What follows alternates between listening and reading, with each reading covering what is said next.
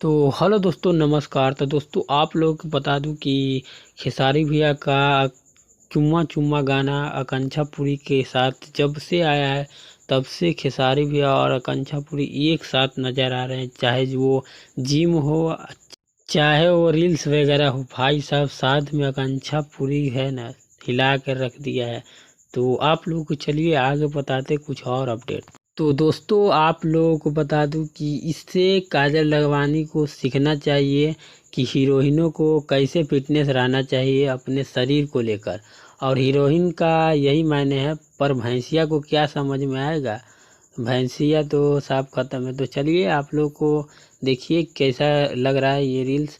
चलिए थोड़ा साउंड सुना देते इसका।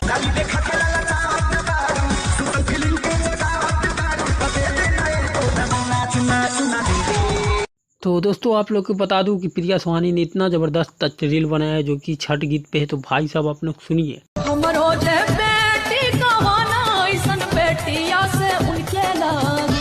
तो दोस्तों आप लोगों ने सुन लिया होगा, भाई साहब देखिए खतरनाक रील बनाया है प्रिया सुहानी ने। तो आप लोग छठी मैया से कितना प्यार करते हैं, लाइक कमेंट शेयर ज़रूर करिएगा। मिलते हैं किसी और वीडियो के साथ, तब तक के लिए बाय।